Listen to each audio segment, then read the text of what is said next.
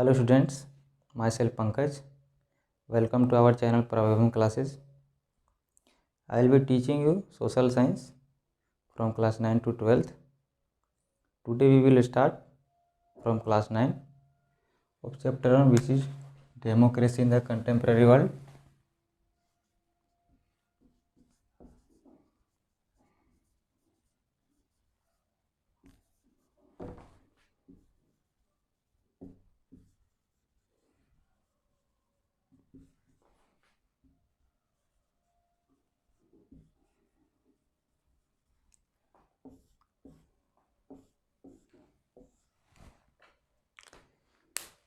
देखिए, सबसे पहले आपको समझना है कि इस चैप्टर में पढ़ना क्या है। इस चैप्टर में बेसिकली हम लोग को पढ़ना है कि पिछले 100 साल में कैसे धीरे धीरे डेमोक्रेसी अलग अलग देशों में कैसे कैसे इस्टेब्लिश होता गया, उसके बारे में हम लोग को पढ़ना है। उसका नाम ही इसी चैप्टर में democracy in the contemporary world. Contemporary world कहने का मतलब इंडिया के अलावे कैसे कैसे डेमोक्रेसी दूसरे देशों में इस्टेब्लिश हुआ, उसके बारे में पढ़ना है। इसमें बहुत सारे देश के बारे में बताया गया है, जैसे चिली का एग्जाम्पल उसमें है, पोलैंड का है। तो सबसे पहले हम लोग चिली के एग्जाम्पल से स्टार्ट करते हैं। आप अगर पहला पॉइंट देखें तो वहाँ पे लिखा हुआ है two tales of democracy. First chapter के पहले पॉइंट पे देखें तो वहाँ पे लिखा हुआ है two tales of democracy.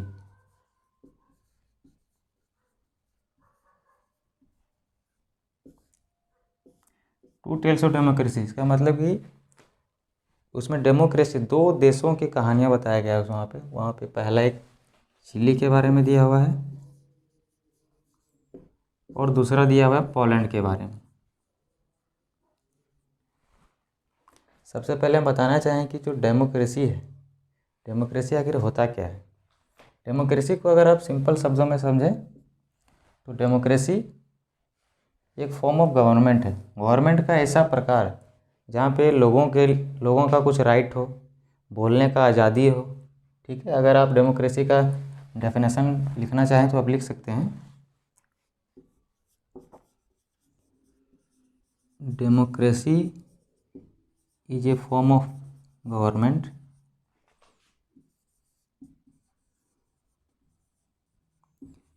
democracy is a form of government where ruler is elected by the people। Democracy एक फॉर्म ऑफ गवर्नमेंट है जहाँ पे जो रूलर है वो पीपल के द्वारा इलेक्टेड होता है। जैसे आप इंडिया का एग्जांपल लिख सकते हैं, जैसे हमारे जो पीएम नरेंद्र मोदी हैं, उनका लोकसभा का चुनाव होता है, हम लोग खुद उनको चुनते हैं। तो आप बोल सकते हैं कि इंडिया एक डेमोक्रेटिक कंट्री है। और भी दूसरे देशों को अगर बारे में देखें जहाँ पे सरकार को लोग नहीं चुन सकते हैं, वहाँ पे उन्हें हम डेमोक्रेसी के नाम से नहीं जानेंगे। उसी तरह से चिली जो है एक कंट्री है साउथ अमेरिका में। आप अगर साउथ अमेरिका का मैप देखें तो जो वेस्ट साइड है, नीचे का जो वेस्ट साइड है साउथ वेस्ट में, वहाँ पे एक साइड में देखिएगा, यहाँ पे एक कंट्री है, उसका नाम है चिली। इसी के बारे में हम लोग को पढ़ना है सबसे पहले कि यहाँ पे डेमोक्रेसी कैसे आया। तो उस टाइप से हमें देखना है। चिली में आप अगर देखें तो चिली का जो सबसे पहले जो प्रेसिडेंट थे 1970 में, उनका नाम था साल्वाडोर अयेंदे।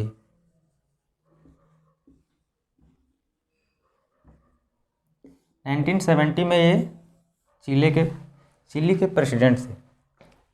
इन्होंने चिली के लिए बहुत ही अच्छा काम किया था। जैसे कि अगर आप बोले तो रिफॉर्म इन एजुकेशन में रिफॉर्म लाए थे कि कैसे चिली की पढ़ाई को बेहतर किया जा सके। रिफॉर्म्स इन एजुकेशन,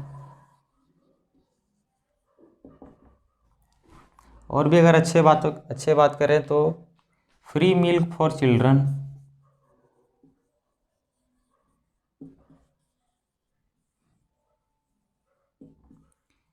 बच्चों के लिए फ्री में दूध देना, ठीक है।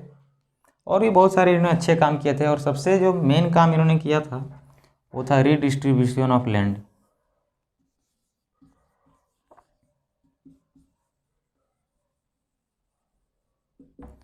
रीडिस्ट्रीब्यूशन ऑफ लैंड, इसका मतलब कि 1970 में चिली में जिसके जिसके पास में लैंड नहीं था उनको उन्होंने लैंड दिया, ठीक है। तो इन्होंने बहुत सारे मेजर काम किए थे, और उन्होंने देश में सबसे अच्छी बात की थी कि चिली से कोई भी कॉपर एक्सट्रैक्ट करके नहीं ले आ सकता था, ये उन्होंने बैन किया हुआ था। तो ये रीडिस्ट्रीब्यूशन ऑफ लैंड और जो कॉपर की बात हमने कही, ये चीज़ प्राइवेट सेक्टर वालों को अच्छी नहीं लगी।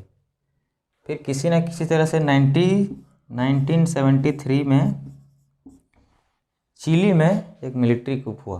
मिलिट्री कूप आप समझते हैं? मिलिट्री कूप का मतलब होता है कि जब किसी भी देश में, जैसे चिली देश है, जब किसी भी देश में यहाँ का जो शासन व्यवस्था, जितना भी एडमिनिस्ट्रेशन है, उसको ओवरथ्रोन करके कोई मिलिट्री के पास चले जाए, तो उसी को बोलते हैं मतलब मिलिट्री कूप।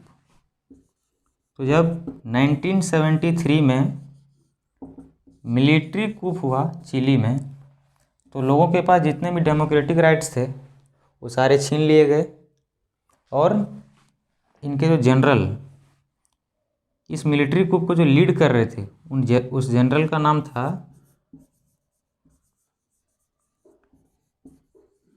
General Augusto पिनोसे।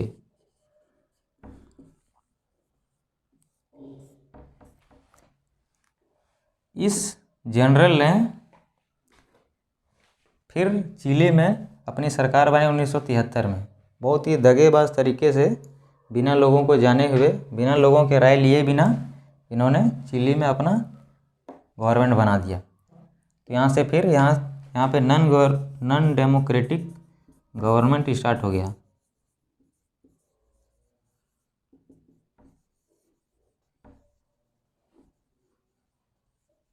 जैसा कि मैंने आपको पहले बताया कि डेमोक्रेटिक गवर्नमेंट में कुछ अधिकार होता है, लोगों का अधिकार होता है। आप लोग कुछ बोल सकते हैं, सरकार का निंदा कर सकते हैं, freedom of expression, freedom of हर चीज़ का फ्रीडम वहाँ पे होता है। लेकिन नॉन डेमोक्रेटिक गवर्नमेंट में आप गवर्नमेंट के खिलाफ कुछ नहीं बोल सकते हैं।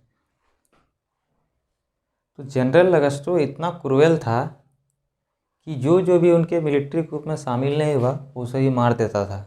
ऐसा कहा जाता है कि लगभग उन्होंने 3000 लोगों को किल किया था, 3000 लोग। और सबसे बड़ी बात कि चिली के जो एयर मार्शल, एयर जनरल जो थे, एयर जनरल जो कि सेना का अध्यक्ष होता है, एयर जनरल, जिनका नाम था अल्बर्टो बैचलेट, ये भी मिलिट्री ग्रुप में ज्वाइन होने से मना करने पे इनको ही मार दिया गया था, अल्बर्टो बैचलेट को। तो फाइनली जब लोगों ने रेफरेंडम को नो कहा तो वहाँ पे फाइनली प्रेसिडेंशियल इलेक्शन हुआ, और वहाँ पे अभी भी डेमोक्रेटिक गवर्नमेंट है, अच्छे से चल रही है। तो आपने देखा कि कैसे एक डेमोक्रेटिक गवर्नमेंट के हेड जो कि सल्वाडोर आयेंदे थे, उनकी एडमिनिस्ट्रेशन को गिरा के जनरल अगस्टो पिनोसे ने अपना शासन संभाला, और फिर से डेमोक्रेटिक गवर्नमेंट आया जब लोगों ने रेफरेंडम को नो कहा। तो वहाँ पे अब तक 4 प्रेसिडेंशियल इलेक्शन हो चुके हैं।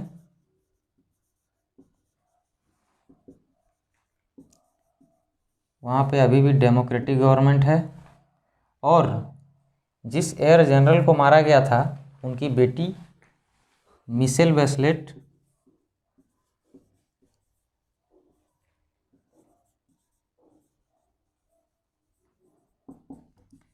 टू 2006 में चिली के प्रेसिडेंट बनी। तो ये कितनी इंटरेस्टिंग कहानी है कि कैसे एक डेमोक्रेटिक गवर्नमेंट को गिरा के नॉन डेमोक्रेटिक गवर्नमेंट इस्टेब्लिश किया जाता है, और फिर से डेमोक्रेटिक गवर्नमेंट आता है।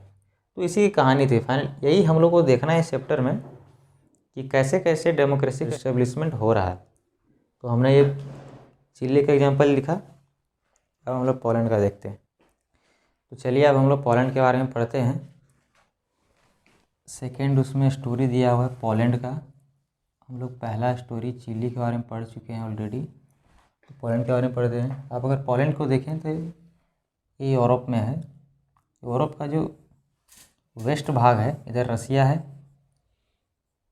ये जो इधर वेस्ट भाग है, यहाँ पे पोलैंड है। पोलैंड है यहाँ पे। पहले क्या होता था 1980s में, ये पोलैंड में 1980s की बात दी हुई है। 1980s में एक ऑर्गेनाइजेशन हुआ करता था यूएसएसआर,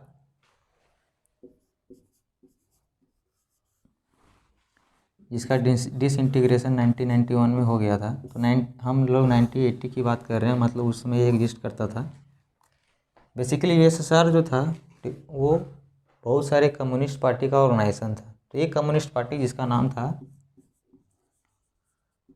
पोलिश यूनाइटेड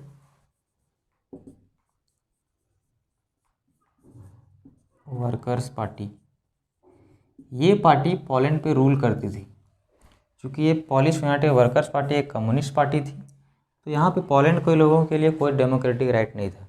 यहाँ पे जितनी भी कंपनियाँ थी सारे गवर्नमेंट के हाथों में थे। जितने भी सारी कंपनियाँ थी सारे गवर्नमेंट ओन करती थी। तो एक दिन क्या हुआ कि लेनिन शिपयार्ड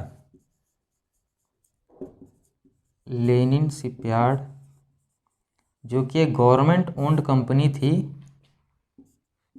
जो डांस्क शहर में लोकेटेड था। एक डांस्क शहर एक पोलैंड का शहर है, जहाँ पे ये इंडस्ट्री था। यहाँ पे एक वुमन क्रेन ऑपरेटर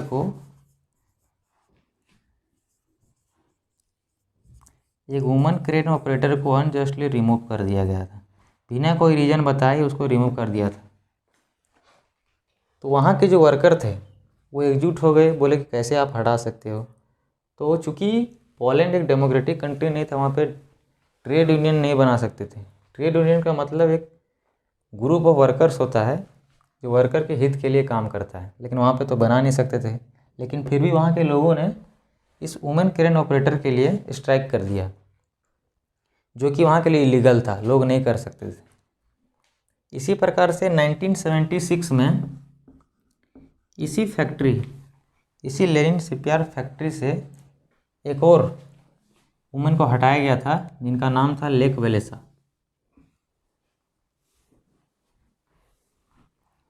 क्योंकि धीरे धीरे ये स्ट्राइक बहुत बढ़ने लगा, तो उसमें ये लेक वेलेसा भी ज्वाइन कर ली, जो कि पहले 1976 में इसको लेनिन शिपयार्ड कंपनी से हटाया गया था।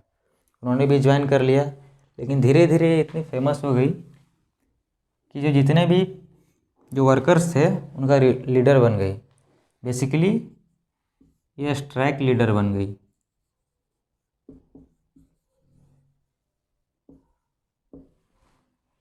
ये स्ट्राइक धीरे धीरे बढ़ने लगा, पूरे पोलैंड में फैलने लगा, तो लोगों ने और डिमांड मांगना स्टार्ट कर दिया। पहले तो ये डिमांड था कि वुमेन क्रेन ऑपरेटर को वापस लिया जाए, लेकिन उन्होंने इस स्ट्राइक का मौका देख के बहुत सारे मांग करने लगे। ये लोग कहने लगे बेसिकली कि हमें स्ट्राइक का राइट दिया जाए, हमें ट्रेड यूनियन बनाने का राइट दिया जाए। तो फाइनली जब स्ट्राइक बहुत बढ़ने लगा तो सरकार को ट्रेड यूनियन बनाने का मौका देना पड़ा, और फाइनली 21 एग्रीमेंट साइन हुआ पोलैंड के गवर्नमेंट और स्ट्राइक जितने भी वर्कर कर रहे थे सबके बीच में। 21 एग्रीमेंट में एक एग्रीमेंट ये भी था कि ट्रेड यूनियन बनाने दिया जाए। तो जैसे ही ट्रेड यूनियन बनाने का इन्हों को मौका दिया गया, इन्होंने एक ट्रेड यूनियन बनाया। सारे वर्कर्स मिल के ट्रेड यूनियन बनाया, जिसका नाम था सॉलिडारिटी। इस ट्रेड यूनियन के जरिए ये यूनियन इतना फैलता गया कि पोलैंड में 1 साल के भीतर करीब 1 करोड़ मेंबर हो चुके थे। तो जब इतने सारे मेंबर बनने लगे तो इस मेंबर को देख के वहाँ की जो गवर्नमेंट था, वहाँ का जो मिलिट्री था, उसे पसंद नहीं आया। फाइनली वहाँ के जो मिलिट्री जनरल थे, उनका नाम था जनरल जेरुल्स्की। फाइनली इन्होंने वहाँ पे मार्शियल लॉ लागू कर दिया। मार्शियल लॉ को अगर आसान शब्दों में समझें तो मैंने आपको जब चिली में बताया था कि मिलिट्री कूप सेम उसी तरह से होता है मार्शियल लॉ में भी, कि वहाँ की मिलिट्री ने वहाँ के एडमिनिस्ट्रेशन पे अपना कब्जा कर लिया, वहाँ की सरकार गिरा के अपना सरकार बना लिया। उसी को बोलते हैं मार्शियल लॉ। सारा लोगों का जो सारा अधिकार है उससे उनका अधिकार छीन लिया जाता है, उन्हें कोई राइट नहीं होता, तो उसी को बोलते हैं मार्शियल लॉ। तो वहाँ के जनरल जेरुलसी जो थे वहाँ पे मार्शियल लॉ लागू कर दिया। जितने भी सारे इसके मेंबर थे उनको अरेस्ट कर लिया, बहुत सारों को मार भी दिया गया।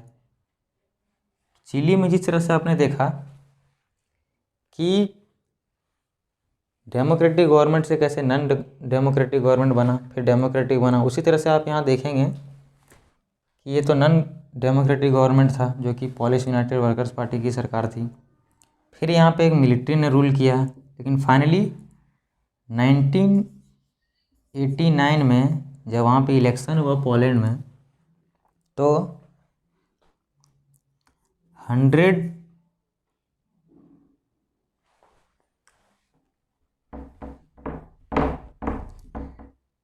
19 आउट ऑफ 100 सीट सॉलिडारिटी को मिली थी, क्योंकि लोग जानते थे कि जब तक डेमोक्रेटिक गवर्नमेंट पोलैंड में नहीं बनेगी तब तक लोगों का भला नहीं होगा। तो लोगों ने उसी को अपना वोट दिया, सॉलिडारिटी को सारा अपना वोट देके, और वहाँ पे डेमोक्रेटिक गवर्नमेंट लाया। तो उन्होंने देखा कि चिली में भी ऐसा ही हुआ कि डेमोक्रेटिक गवर्नमेंट से नॉन डेमोक्रेटिक और फिर डेमोक्रेटिक बना। उसी तरह से पोलैंड में भी कैसे एक नॉन डेमोक्रेटिक गवर्नमेंट को गिरा के एक डेमोक्रेटिक गवर्नमेंट बना। चैप्टर 1 में यही 2 देश की कहानी दिया हुआ है, जहाँ पे पढ़ना है कि कैसे कैसे डेमोक्रेसी इस्टेब्लिश हुआ। तो हमने चिली में भी देखा, हमने पोलैंड में भी देखा। तो चलिए चैप्टर के नेक्स्ट सेशन की तरफ बढ़ते हैं हम लोग, जो कि है 2 फीचर्स ऑफ डेमोक्रेसी।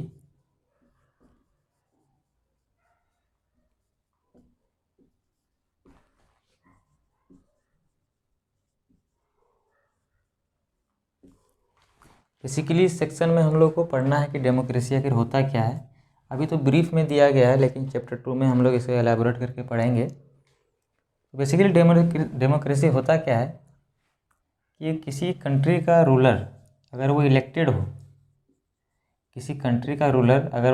हो, तो उसे डेमोक्रेसी कहते हैं। और वहाँ पे फ्रीडम ऑफ एक्सप्रेशन हो लोगों का, फ्रीडम ऑफ स्पीच हो, फ्रीडम ऑफ ऑर्गेनाइजेशन मेकिंग हो, किसी भी तरह का हो, अगर लोगों को वो सब अधिकार है तो उसे डेमोक्रेसी कह सकते हैं। जैसे कि आप अपने चिली में देखा कि जब वहाँ पे मिलिट्री कूप आया था तो वहाँ पे लोगों का जो सारा अधिकार था छीन गया था, तो उसे हम लोग डेमोक्रेसी नहीं बोलेंगे, वो नॉन डेमोक्रेटिक हो गया। फिर से जब वहाँ पे मिशेल बैचलेट का एडमिनिस्ट्रेशन आया, मिशेल बैचलेट जब वहाँ पे रूलर बनी, तो हम लोग बोल सकते हैं कि प्योर डेमोक्रेसी है। अब चाइना का एग्जांपल ले सकते हैं। चाइना में आप हांगकांग का न्यूज़ सुने होंगे, कैसे वो अपना प्रोटेस्ट कर रहे थे वहाँ की आज़ादी के लिए, तो एक डेमोक्रेसी का उदाहरण नहीं है। अगर जहाँ पे लोगों का फ्रीडम ऑफ एक्सप्रेशन हो, जहाँ पे लोगों को सारा अधिकार हो, उसे हम डेमोक्रेसी कर सकते हैं। आप इंडिया का एग्जांपल ले सकते हैं। इंडिया में आप कुछ भी कर सकते हैं, आप अपना ऑर्गेनाइजेशन बना सकते हैं, आपको फ्रीडम ऑफ स्पीच है, आप सब कुछ कर सकते हैं इंडिया में। अभी आप फार्म लॉ के खिलाफ़ किसान का आंदोलन देख सकते हैं, जो कि कितने दिनों से है, लेकिन सरकार उसको रोक नहीं सकती है, क्योंकि लोगों का वो अधिकार है, वो उसे कर सकते हैं। तो हम लोग डेमोक्रेसी को ऐसे समझ सकते हैं। अगर हम लोग डेमोक्रेसी का डेफिनेशन पे जाएं तो उसमें आप कह सकते हैं कि democracy is a form of government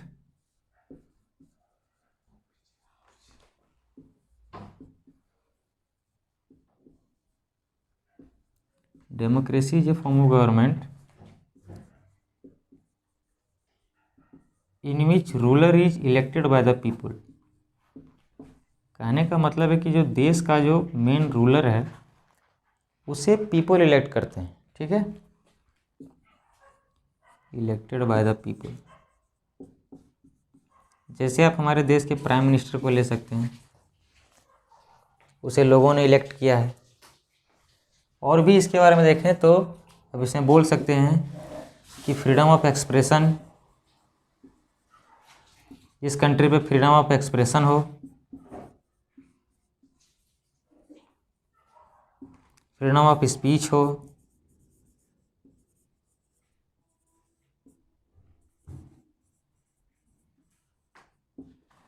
तो उसमें बहुत सारी चीज़ें जो कि हम लोग चैप्टर 2 में पढ़ेंगे। अभी फ़िलहाल इसमें इतना ही, बाकी हम लोग नेक्स्ट वीडियो में देखते हैं। Thank you.